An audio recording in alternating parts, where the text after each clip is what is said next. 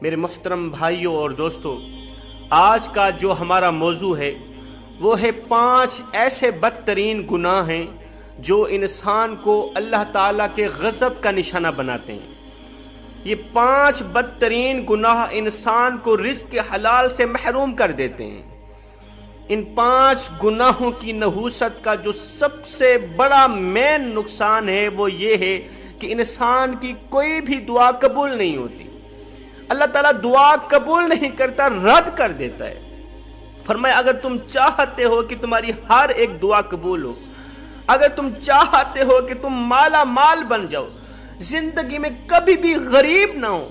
فرمایا اگر تم چاہتے ہو کہ اللہ تعالیٰ کا تم پر خاص کرم برقرار رہے، تم اللہ تعالیٰ کی رحمت کی آغوش میں رہو، اللہ تعالیٰ کی رحمت تم پر ہر وقت ہر گھڑی برستی ہی رہے، فرمایا ان 5 گناہوں سے دوری اختیار کرنا، ان 5 گناہوں سے سخت نفرت کرنا۔ آخر وہ 5 گناہ ہیں کون کون سے؟ حضرت سیدنا علی المرتضیٰ شیر خدا کرم اللہ وجہ الکریم کے پاس ایک شخص آیا، کہنے لگا حضرت دنیا میں کچھ لوگ ایسے ہوتے ہیں جو پیدا ہوئے تھے تو امیر تھے، مرتے دم تک بھی وہ امیر رہے، ان سے کبھی بھی رزق ختم نہیں ہوا، لیکن دنیا میں کچھ لوگ ایسے بھی ہیں جو تھوڑے وقت کے لیے امیر رہتے ہیں، تھوڑے وقت کے لیے رزق سے مالا مال رہتے ہیں، لیکن پھر غریب تر غریب بن جاتے ہیں، رزق ان سے چھین لیا جاتا ہے۔ حضرت مجھے بتایا جائے کہ وہ کون سے ایسے بدترین گناہ ہیں جو انسان کو رزق سے محروم کر دیتے ہیں، رزق مٹا دیتے ہیں، ختم کر دیتے ہیں۔ حضرت علی رضی اللہ تعالی عنہ نے فرمایا اے انسان، 5 بدترین گناہ ایسے ہیں جو انسان کا رزق ختم کر دیتے ہیں۔ پوچھا گیا حضرت وہ 5 بدترین گناہ ہیں کون کون سے؟ فرمایا نمبر 1 سود کھانا۔ سود کھانا، رسول اللہ صلی اللہ علیہ وسلم کے پاس حضرت جبریل علیہ السلام حاضر ہوئے۔ یا رسول اللہ، اللہ فرماتا ہے جو لوگ سود کا کاروبار کرتے ہیں،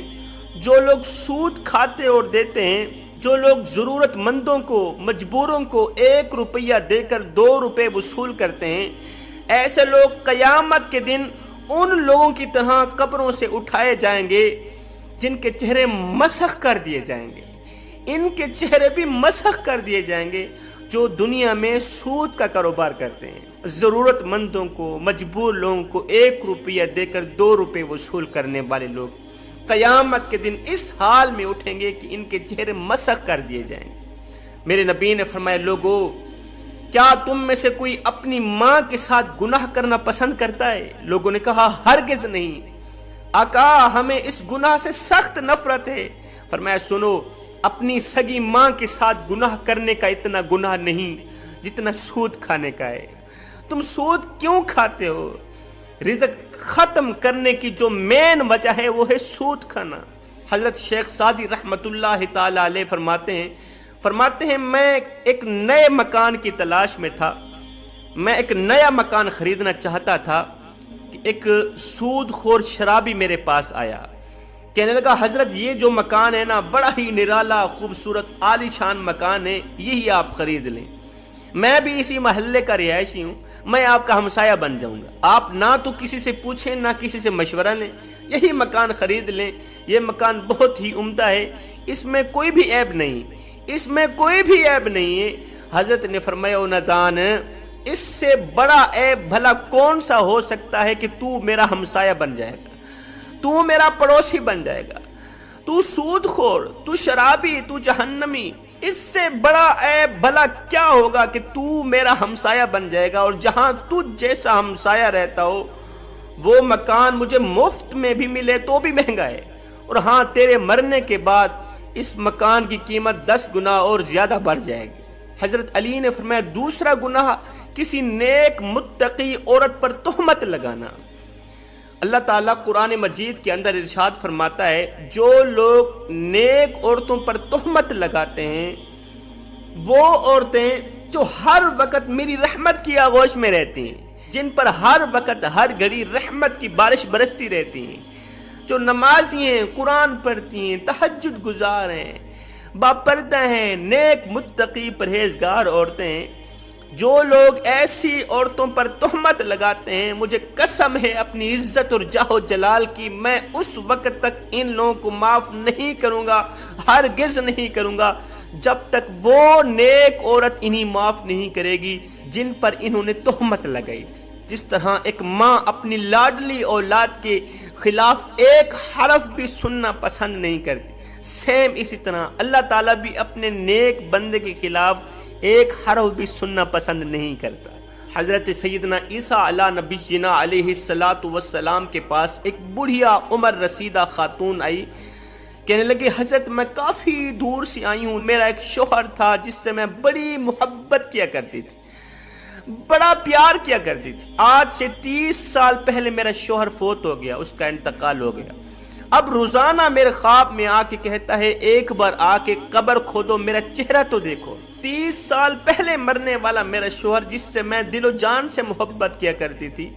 وہ روزانہ میرے خواب میں آ کے کہتا ہے ایک بار آ کے میری قبر کھودو، میرا چہرہ تو دیکھو۔ حضرت میں کافی دور سے آپ کے پاس چل کر آئی ہوں۔ حضرت عیسیٰ علیہ السلام نے فرمایا آؤ چلتے ہیں تیرے شوہر کی قبر پر۔ قبرستان چلے گئے، حضرت نے پوچھا بتا تیرے شوہر کی کون سی قبر ہے؟ کہا یہ قبر ہے۔ حضرت عیسیٰ علیہ السلام نے دونوں ہاتھ اٹھائے، تھوڑی دیر کے لیے روتے رہے، دعا بھی کرتے رہے۔ خشیت الہی کے بعد، دعا کرنے کے بعد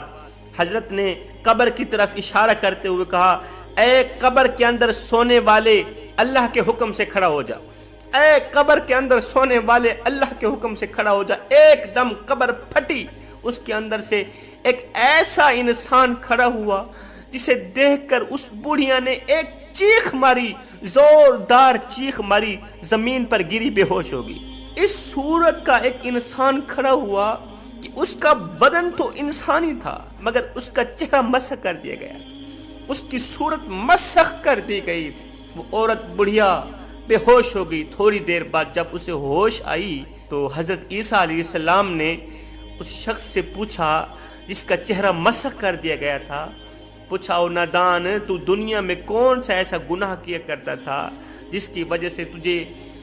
اتنی بڑی سزا ملی، اتنا بڑا عذاب ملا کہ تیرا چہرہ مسخ کر دیا گیا؟ اس نے کہا حضرت بس ایک عادت کی نحوست نے میرے چہرے کو مسخ کر دیا، ایک گناہ کی نحوست نے میرے چہرے کو مسخ کر دیا۔ کون سی عادت، کون سا گناہ تھا؟ کہتا ہے میں نیک عورتوں پر تہمت لگاتا تھا،